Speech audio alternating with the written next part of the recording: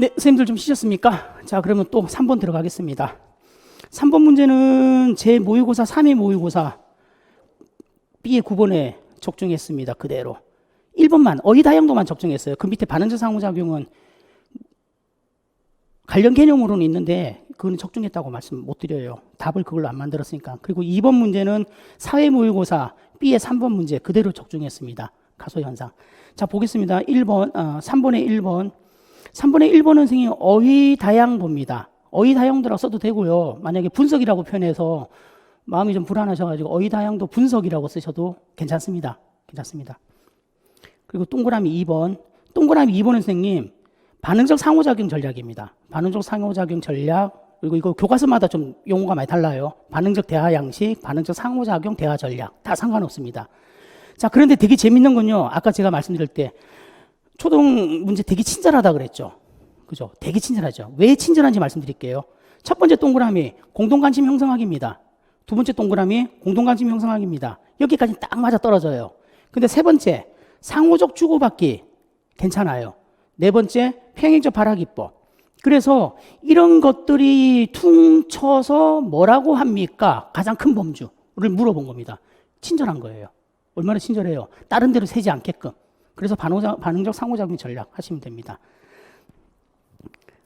그리고 마지막 네 번째 동그라미 평행적 발화기법이라고 말씀드렸는데 이게 또 살짝 애매한 게 가려워라고 물음표가 들어갔잖아요. 질문 형태로 들어갔거든요. 그래서 이거를 또 다른 형태로도 해석이 될 것 같아요. 정확하게 뭐라고 딱 집어서 말씀을 못 드릴 것 같아요. 그런데 전반적으로 보면 반응적 상호작용 전략이라는 것에 안에 범주 안에 들어간다는 거 해서 잡아주시면 됩니다. 자, 그리고 2번 티귿 같은 거 티귿. 우리 집 강아지만 강아지고 남의 집 강아지는 뭔지 몰라. 얘는 경험의 부족이에요. 어휘량의 부족이 아니에요. 경험의 부족이에요. 어휘량의 부족은요 어떤 현상이 나타나냐면 네 발 달린 흰색은 강아지, 그러니까 네 발 달린 짐승은 강아지야. 그래서 소도 강아지, 멧돼지도 강아지, 그리고 고양이도 강아지예요. 얘는 어휘량이 부족해요. 고양이, 멧돼지, 사자, 호랑이 이런 단어를 모르는 거예요. 그래서 개념이 달라요. 그래서 가인 축소 현상은 해설에 있듯이 내가 갖고 있는 경험 속에서만 그 단어의 의미를 해석했어요. 그렇기 때문에 가인 축소 현상이라고 적어주시면 됩니다. 가인 축소, 그것도 괜찮습니다. 답입니다. 3번요. 니을에 들어갈 목표 언어 유도 상황. 자, 그러면 유도 상황을 가만히 들어봤더니 왠지 모르게 도움이 필요로 하는 상황을 만드는 거죠. 이것도 답이 한 게 아니에요. 여러 개예요. 열었다가 닫아 놓는다. 잘 열리게 하지 않는다. 괜찮아요. 다 상관없어요. 아무튼 도움이 필요한 상황으로 신발장 문을 어떻게 만들어 놓으면 돼요. 근데 조심해야 될 거. 신발장 문에 테이프 발라 놓는다. 그건 아니에요. 신발장 문에 테이프 발라 놓는다. 그건 아니라고요. 그건 그런 거 쓰시면 안 된다고요. 잘 열리지 않게 한다. 꽉 닫아 놓는다. 뭐 이런 것들은 괜찮지만 테이프 발라 놓는다. 그거는 도움이 필요한 게 아니라요. 불가능하게 만들어 버린 거잖아요. 그렇게 해주시고 그 다음에 이제 가능한 목표 봐라. 장소 행위죠. 장소니까 어디에 장소가 들어가야 돼요. 그래서 바닥에 놓아주세요. 뭐 바닥에 내려주세요. 뭐 바닥에 꺼내주세요. 다 상관없어요. 근데 조심해야 될 거. 신발을 놓아주세요 하면 안 돼요. 을이 들어가면 대상이에요. 대상이에요.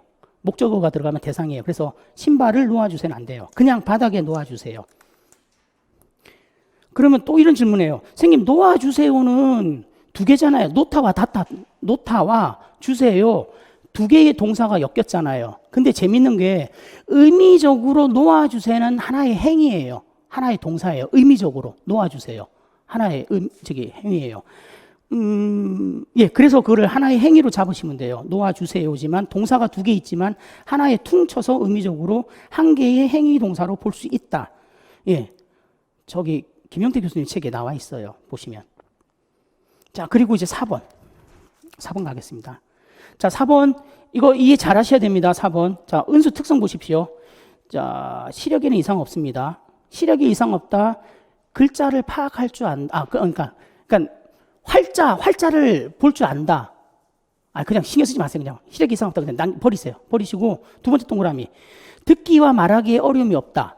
의문인식이 가능합니다. 이 표현이에요. 의문인식은 선생님 듣기 말하기예요. 낮자 소리에 대응 관계 아니에요. 의문인식은 듣기 말하기. 자, 그러면 의문인식은 가능합니다.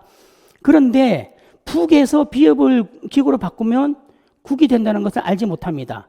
자, 이건 뭘 알지 못하냐면요. 여기서 이 개념 갖고 오셔야 돼요.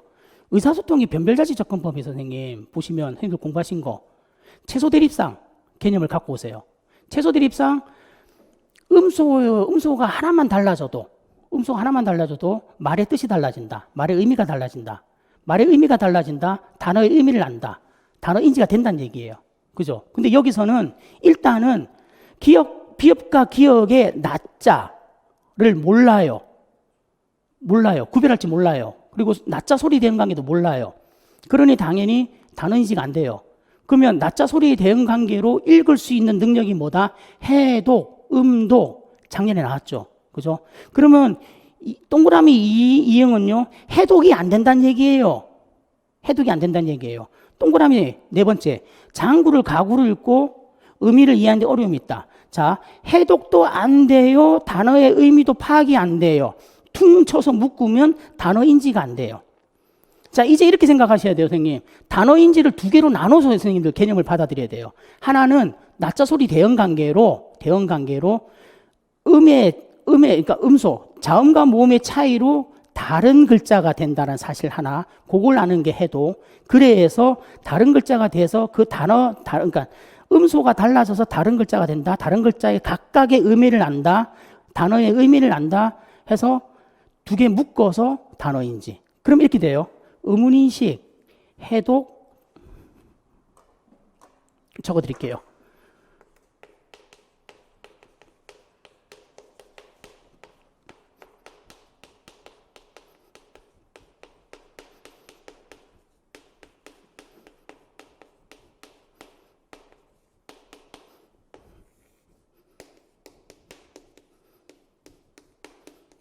이제는 이렇게 구별해서 이해하셔야 됩니다. 이 중간 단계에 일견 단어가 들어가고, 일견 단어와 단어 인식이 들어가요. 여기까지 설명드리면 너무 길어지니까 요거는 선생님들 한번 찾아보시고, 모르겠으면 저한테 카페에 남겨주세요. 그럼 설명을 드리겠습니다. 자, 그렇기 때문에 기억의 읽기 전략 명칭, 기억 읽기 전략 명칭. 하위 유형. 자, 단어 인지가 안 돼요. 단어 인지가 안 되기 때문에 읽기 학습장의 하위 유형 단어 인지라고 쓰셔도 되고, 불안하시면 단어 인지 읽기 학습장애라고 쓰셔도 돼요. 괜찮습니다. 단어 인지라고 쓰셔도 돼요. 왜냐하면 왜 단어 인지가 답이 될 수가 있냐면, 자, 선생님들 학습장애라는 이름을 달고 나온 모든 책은요, 읽기 학습장애 해가지고 밑에 의문인식, 그리고 단어인지, 읽기 유창성, 어휘, 읽기 이해, 이렇게 카테고리를 만들어 놨어요. 그죠? 그렇기 때문에 단어인지 쓰셔도 되고, 단어인지 읽기 학습장이라고 쓰셔도 돼요. 괜찮습니다. 동그라미 2번. 자, 단어인지도 선생님, 모의고사, 7회 모의고사에서 맞췄고, 동그라미 2번 얘는 예측하기예요. 예측하기도 저기서 맞췄어요. 7회 모의고사 B에 6번에서 그대로 적중했던 문제입니다. 다 적중했습니다. 자, 근데, 예측하기인데 조심해야 될 게, 상부적 교수의 예측하기, 읽기 전중 후 전략의 예측하기. 그걸 파악하셔야 돼요. 자, 보십시오. 교사학습 가정안. 되게 재밌습니다. 학습 목표, 글을 읽고 내용을 간추린다. 글을 읽고 요약할 줄 안다. 이게 목표죠. 자, 그러면 읽기 이해가 전제가 됐어요. 읽기 이해가 전제가 돼야지 내용을 요약할 거 아니에요. 그래서 활동을 어떻게 넘어가냐면, 봤더니 전개 단계에서 동그라미 첫 번째, 글을 읽기 전에 미리 보기, 읽기 전 전략. 글의 제목을 보고 읽을 글에 대한 내용을 생각해 본다. 읽기 전 전략은 선생님, 브레인밍 스토밍이랑 예측하기 두 가지 활동이 존재해요. 브레인 스토밍에서 그래픽 조직자 들어가요. 내용 생성, 내용 조직하기에서 그래픽 조직자 들어가요.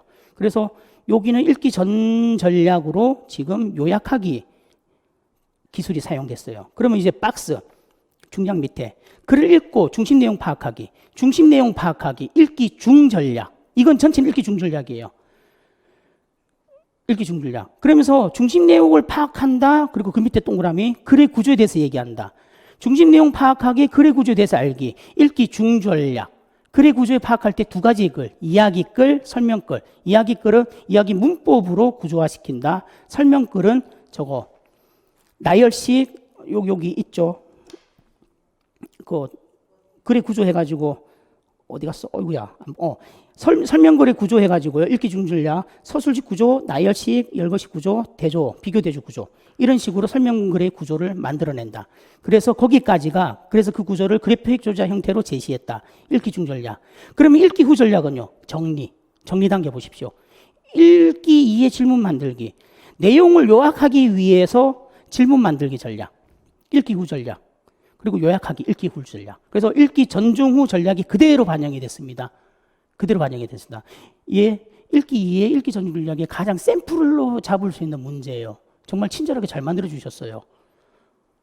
오, 정말 예술이에요. 자, 그러면 2번 문제 보겠습니다. 4번에 1번 단어 인지했고 4번에 2번. 6쪽에 선생님 죄송합니다. 6쪽에 읽기 전중 후 해가지고 까약하게 정리해놨으니까 한 번만 살펴봐 주십시오. 자, 한 장 넘겨서 7쪽, 답안지 7쪽. 답안지 7쪽에서 스크린 리더입니다. 스크린 리더 왜? 스크린 리더는 선생님 읽기 예측 프로그램, 스크린 리더는 글자를 쫙 읽어주는 거잖아요. 그러면 듣기 말하기예요. 듣기 말하기예요. 왜 스크린 리더를 사용합니까? 의문인식은 가능하지만 얘는 가능하지만 얘부터가 안 되잖아요. 그럼 여기부터 답을 써야 돼요. 여기서 답을 써야 돼요. 그래서 심플하게 쓰면요. 단어를 구어로 바꿔준다. 이렇게 써도 되고 아니면 얘의 문제가 생기기 때문에 단어를 빠르게 소리내어 읽어줄 수 있다. 라고 작성하셔도 됩니다. 이거 말고도 답이 여러 개 될 수도 있어요. 선생님. 이해가셨죠? 시작점은 여기입니다. 여기서 써줘야 돼요. 의문인식이 아니에요. 의문인식은 듣기 말하기만 그랬잖아요. 자, 의문인식이 왜 듣기 말하기냐라고 딱 교수님들이 정리해버렸잖아요. 듣기 말하기 어려움이 없다. 다른 거 안 건드리잖아요. 다른 요소 안 들어오잖아요. 그래서 초등 문제가 굉장히 친절하다는 거예요. 그리고 3번 문제, 얘도 모의고사에서 그대로 적중했습니다. 열거식 혹은 나열식 상관없습니다. 열거식은 일정한 기준으로 정보를 순서대로 제공해요.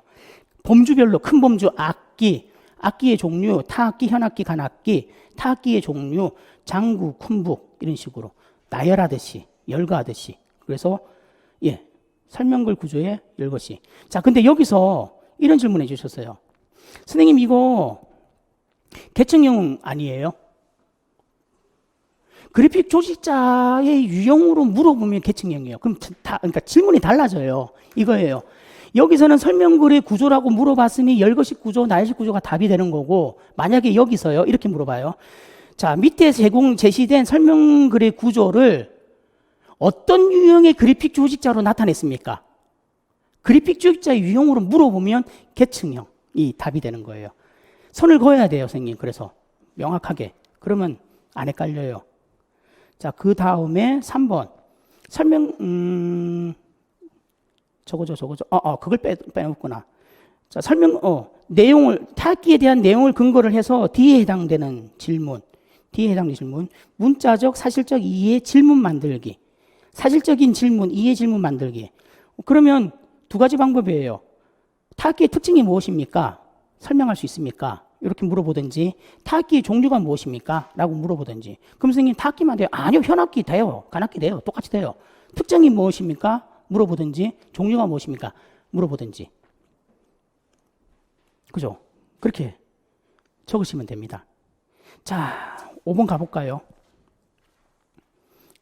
자, 5번에서 1번은 선생님 일반 교육과정 문제예요. 저는 이거 그냥 답 썼어요. 그냥 이건 생각이 났어요. 근데 재밌는 게 선생님, 2015 개정 특수교육과정에서는 요 환경학대법이라는 게 빠졌는데 제가 이걸 왜 기억하냐면 그 이전의 교육과정들요. 7자 교육과정부터 시작해가지고 그 이전의 교육과정에서는 환경확대법이 나와 있었어요. 제가 그걸로 수업을 해본 기억이 나요.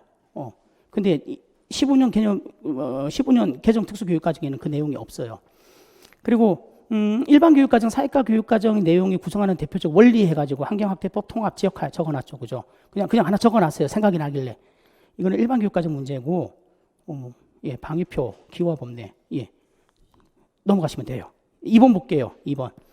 자, 2번 문제 선생님들 굉장히, 왈가왈부 말이 많은데, 이거 잘 보셔야 돼요. 자, 첫 번째 잡아야 될 거 단서. 일반적인 특성이에요. 일반적인 특성이니까 제외시켜야 될 특성 두 가지가 존재해요. 첫 번째, 인지적 특성. 마음의 이론, 약한 중앙응지 결함, 얘네들, 실행기능. 얘네들은 쓰면 안 돼요.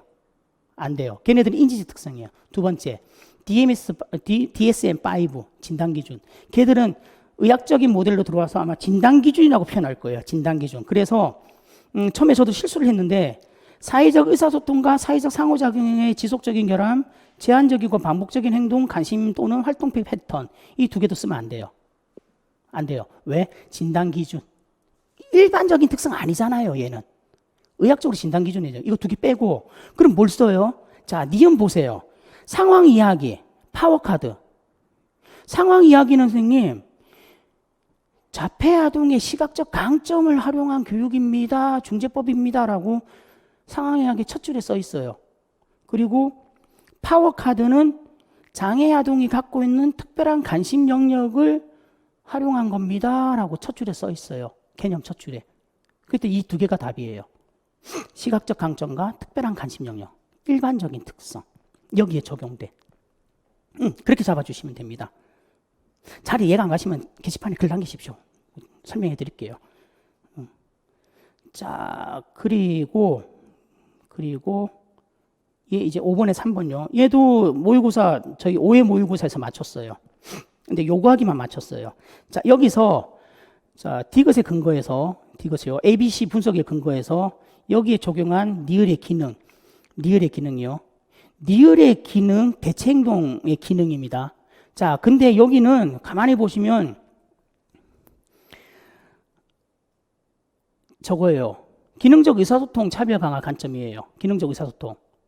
왜냐하면 기능을 쓰라고 했죠. 여기서 니을의 기능은 뭘 얘기하는 거냐면 여기서 사용하는 대체 행동의 의사소통 기능이 무엇입니까? 여기서 사용하는 대체 행동은 이거잖아요. 스티커 주세요. 요청하기, 요구하기잖아요. 이걸 하라는 거잖아요. 스티커가 떨어져서 자, 일단 먼저 볼게요. ABC 분석 보십시오. 어쨌거나 선행사건에서 제공해야 될 스티커가 없어. 스티커가 나한테 다 떨어졌어. 그럼 애는 소리를 질러. 왜 소리 질러? 스티커 달라고. 어떻게 그렇게 말할 수 있어요? 뒤에 봤더니 스티커 주잖아요. 스티커 주잖아요. 그러면 얘는 스티커를 얻기 위해서 소리 질러. 소리 지르는 기능은 획득 기능. 획득 기능인데 어떤 획득 기능? 의사소통 기능을 가지고 있는 획득 기능. 그래서 요청하기 기능. 의사소통 기능, 화용문제 기능, 언어 사용의 기능. 똑같은 말. 그죠? 이해 가셨죠? 그래서 획득 기능, 요구하기 기능. 그렇게 적어주시면 됩니다. 그리고 이제 두 번째 동그라미 2번. 자, 동그라미 2번 잘 보셔야 됩니다. 자, 반응의 효율성. 반응의 효율성이요. 자, 이 문제 잠깐만 좀 시간 좀 낼게요. 이게 핵심이에요. 그러니까 이거 자, 지금부터 말하는 거. 선행사건, 반응, 후속 결과. 이거 머릿속에 갖고 계셔야 됩니다. 선행사건, 반응, 후속 결과. 자, 반응은 누구고? 학생의 반응. 학생의 반응을 효율적 있게 끌어내기 위한 거. 반응의 효율성. 후속 결과. 그러면 학생의 반응을 효율적 있게 끌어내기 위해서 후속 결과, 선생님이 제공해야 될 결과는 어떻게 해야 됩니까? 결과의 즉각성, 결과의 일관성. 연결돼요. 이해 가셨죠? 선행사건, 반응, 후속 결과. 반응, 학생의 반응. 학생의 반응을 효율적으로 끌어내기 위해서는 후속 결과가 어떻게 조작이 돼야 돼. 근데 그 후속 결과 조작을 누가 한다? 교사가 한다. 그러면 결과의 일관성, 교사가 후속 결과를 제공하는 일관성, 교사가 후속 결과를 제공하는 즉각성. 이 두 가지 관점으로 보셔야 돼요. 그러면 결국은요, 이거죠. 결과의 일관성이란 관점으로 작성하게 되면요. 변동 간격 강화, 변경 반복 강화는 평균 시간이잖아요. 평균 시간. 그러면 평균 시간이 아니에요. 초기에 할 때는 정해진 시간 간격, 고정 간격으로 가야 돼요. 자, 이 개념이 약간 어려울 수 있어요. 근데 왜, 여기서 제가 질문을 던졌어요. 왜 교수님들이 시간 간격으로 갔을까? 횟수로 가면 되는데. 그죠?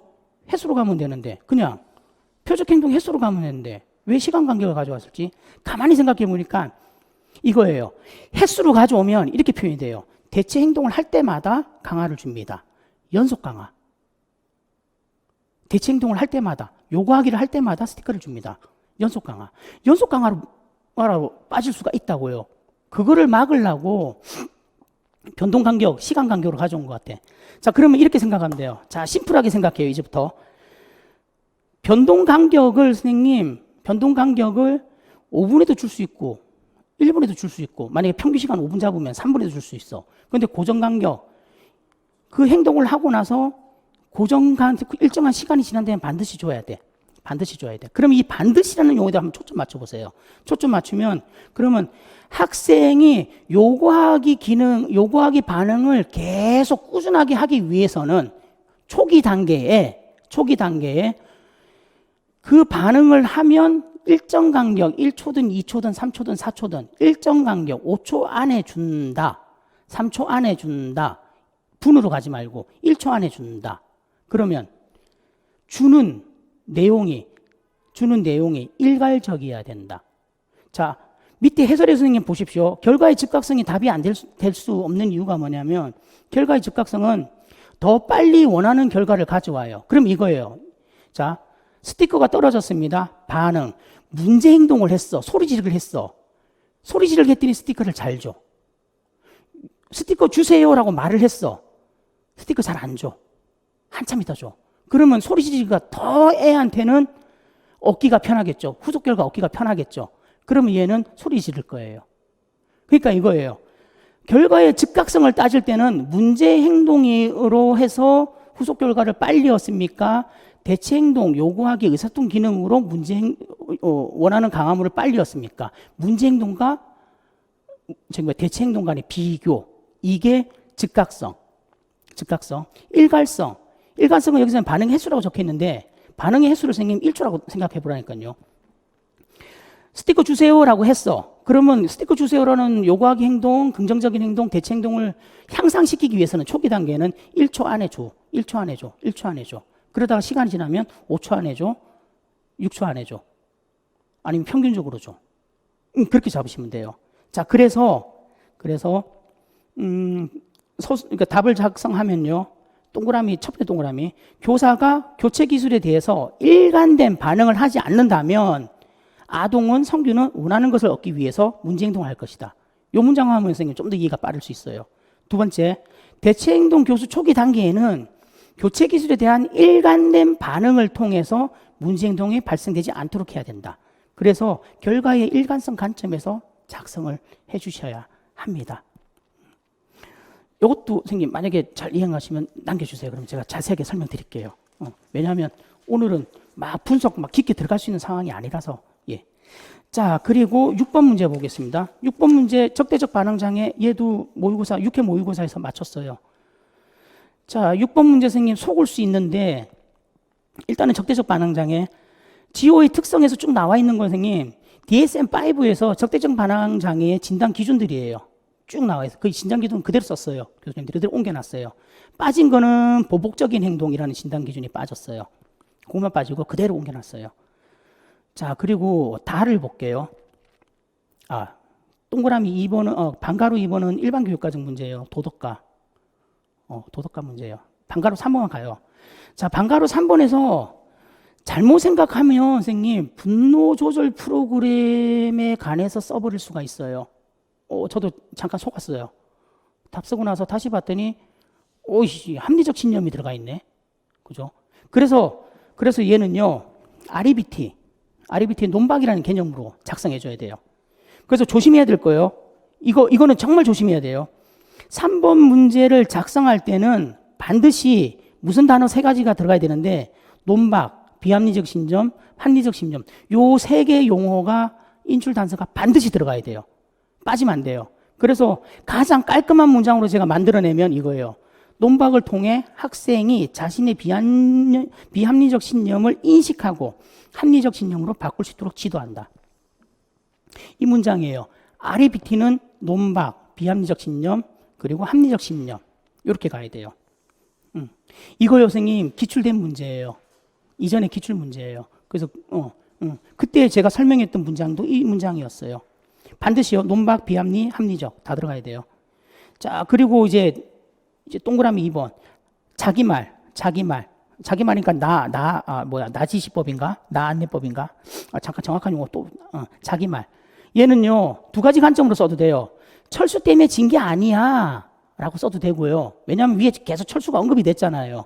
언제가 철수 때문에 진 게 아니야 이렇게 써도 되고, 그냥 퉁쳐서 게임은 이길 수도 있고 질 수도 있어 이렇게 써도 되고요. 괜찮아요. 상관없어요. 예. 만약에 불안하시면요, 선생님, 철수 때문에 진 게 아니야 라고 써는 게 더 나을 수도 있어요. 예. 자, 그리고 8번은 일반 교육과정입니다.